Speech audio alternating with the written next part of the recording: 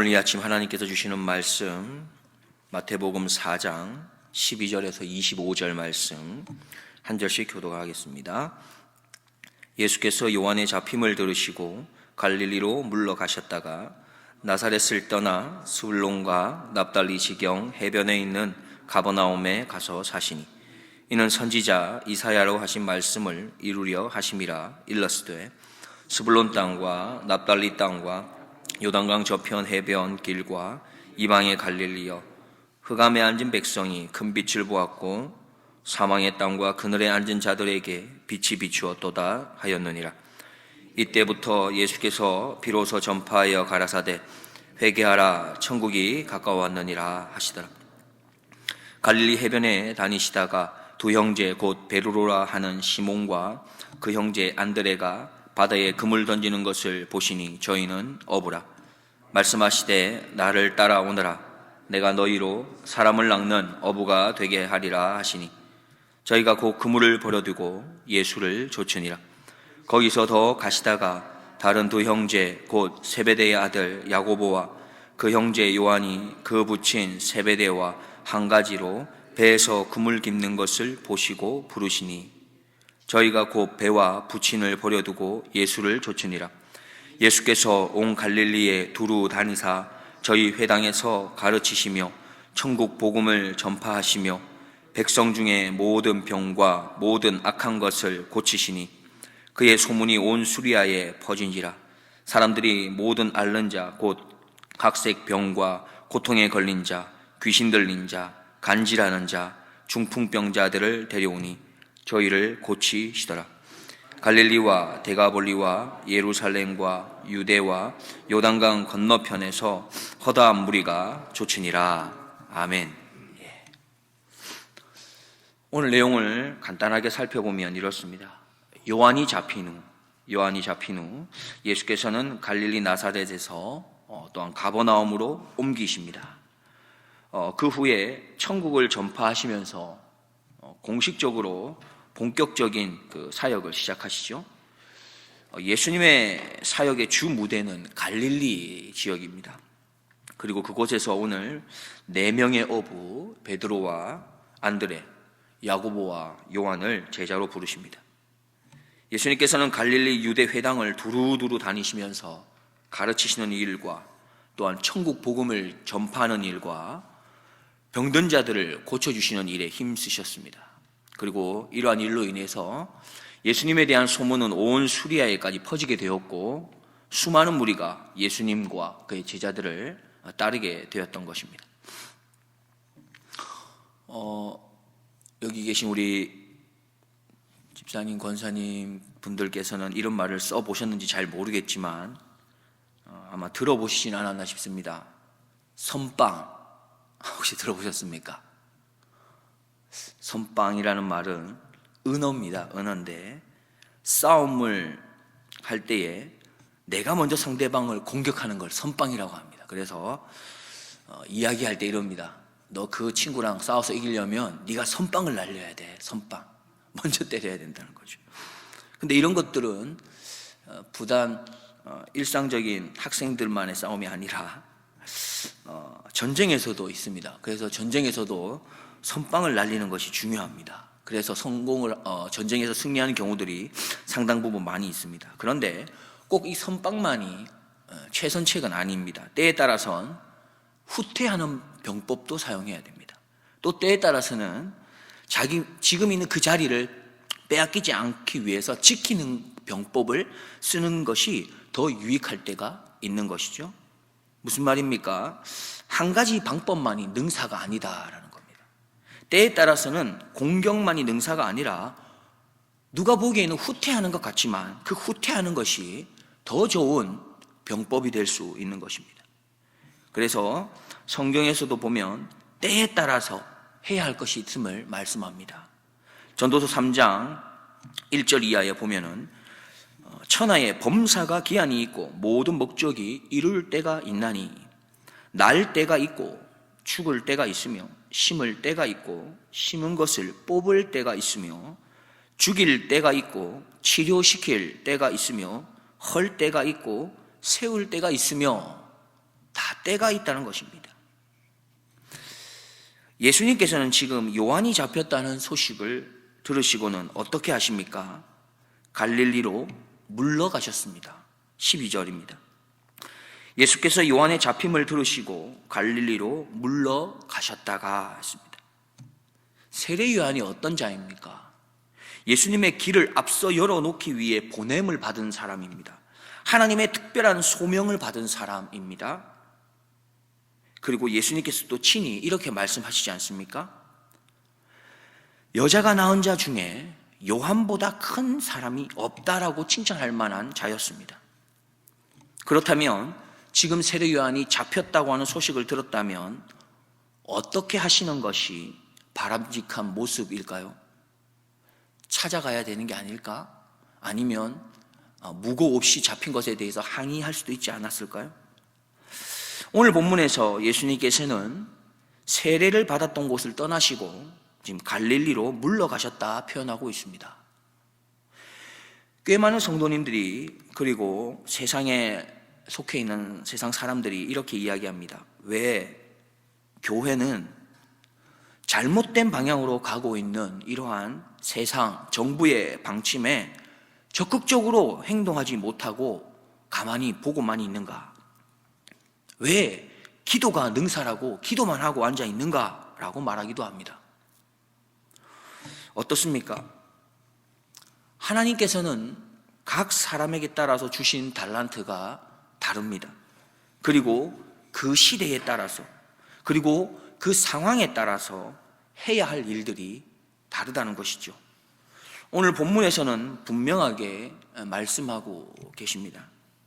예수님께서는 지금 요한이 옥에 잡혔을 그때에 갈릴리로 물러가셨고 더 나아가 가버나움으로 물러가서 그곳에 가서 사셨습니다. 13절입니다.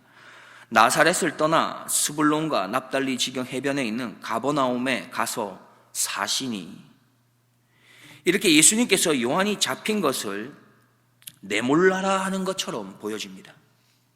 그렇게 물러나는 것 같습니다. 심지어 아무렇지도 않은 듯이 가버나움에 가서 머물러 사셨습니다. 그러나 이것은 겉으로 보여지는 모습입니다. 우리는 겉으로 보여지는 모습만 보고 그 사람을 내 마음대로 생각하고 판단하는 경우가 참으로 많습니다. 그러나 14절을 보십시오. 무엇이라 말씀하십니까? 14절입니다. 이는 선지자 이사야로 하신 말씀을 이루려 하심이라 일러스되 했습니다. 지금 예수님께서 하신 행동은 무엇에 근거한 행동입니까? 하나님의 말씀을 이루려 하심에 근거하고 있습니다. 그렇습니다. 예수님께서는 지금 하나님을 따르는 삶에 충성하고 있는 것이며 하나님 말씀에 순종하고 있는 것입니다. 그 말씀의 성취를 위해서 때가 되어서 물러가셨던 것입니다. 그 말씀의 성취를 위해서 때가 되어서 가버나움에 가서 사셨습니다. 그곳에 멈추어 계셨습니다. 그리고 마침내 하나님의 말씀의 성취를 위해서 때가 되어 회개하라 천국이 가까웠느니라 선포하시지요. 17절입니다. 이때부터 예수께서 비로소 전파하여 가라사대 회개하라 천국이 가까웠느니라 하시더라. 예수님께서는 회개하라 천국이 가까웠느니라 라는 이 선포와 함께 본격적으로 자신에게 주어진 하나님께서 뜻하시는 그 삶을 본격적으로 시작하십니다. 그리고는 갈릴리에서 고기를 잡고 있는 어부를 바로 자신의 제자로 부르십니다. 그 내용이 바로 18절 이하 22절까지 나옵니다. 우리는 18절 이하 22절 말씀 가운데 또한 우리가 잠시 주목하고 눈여겨보아야 할 부분이 있는데 18절과 21절입니다. 18절입니다. 갈릴리 해변에 다니시다가 두 형제 곧 베드로라는 시몬과 그 형제 안드레가 바다에 그물 던지는 것을 보시니 저희는 어부라. 21절입니다. 거기서 더 가시다가 다른 두 형제 곧 세베대의 아들 야고보와 그 형제 요한이 그 부친 세베대와 한 가지로 배에서 그물 깁는 것을 보시고 부르시니, 여기에서 주목해야 할 것은 18절에 금을 던지는 것을 보시니, 그리고 21절에 금을 깁는 것을 보시고입니다. 우리는 오늘 예수님께서 이 베드로, 안드레, 야고보, 요한 제자를 부르시는 모습에서 아마도 이런 생각을 가질 수 있을 겁니다. 예수님께서는 자신에게 주어진 일에 열심을 다하는 자, 최선을 다하는 자, 그들을 부르시고 제자로 삼으신다라고 생각할 수 있습니다. 예수님께서는 보신 것을 말씀하시는데 이렇게 말씀합니다. 열심으로 그물을 던졌구나. 그물을 깁는 것을 보셨다 말씀하십니다. 맞는 말씀입니다. 예수님께서는 제자로 부르실 만한 자들을 선택하시고 부르실 때에 열심을 내는 사람을 부르실 것입니다. 그런데 오늘 우리가 조금 더 머물러서 묵상하고자 하는 말씀은 그물을 던지는 것, 그물을 깁는 것이 아니라 예수님께서 그들을 보셨다는 것에 우리는 시선을 고정하고자 합니다. 한번 생각해 보십시오. 지금 갈릴리에서 고기를 잡고 있는 어부들 중에 베드로, 안드레, 야고보, 요한만이 그렇게 열심으로 그물을 던지고 그물을 깁고 했겠습니까? 아닐 것입니다. 꽤 많은 사람들이 열심으로 일했을 것입니다. 요한복음 5장에 보면 예수님께서 베데스다 연못에서 38년 된 병자를 고쳐주셨습니다. 그런데 그곳에 38년 된 병자만 있었습니까? 어쩌면 38년보다 더 오랫동안 병으로 고생하고 힘들어했던 사람이 있었을지도 모릅니다. 그리고 수없이 많은 병자들이 그곳에 간절한 마음으로 낫고자 하면서 기다리고 있었습니다. 그러나 예수님께서는 38년 된 병자를 주목하셨고 그를 보셨다는 것이죠. 그러자 그에게 놀라운 기적이 일어났습니다. 38년 동안 걷지 못한 그 눌림에서 벗어나 자유롭게 걸을 수 있게 된 것이죠. 예수님께서 그를 보셨기 때문에 그렇습니다. 그에게 주목하셨기 때문입니다. 우리는 어떠한 자들입니까? 하나님의 부르심을 받은 자입니다.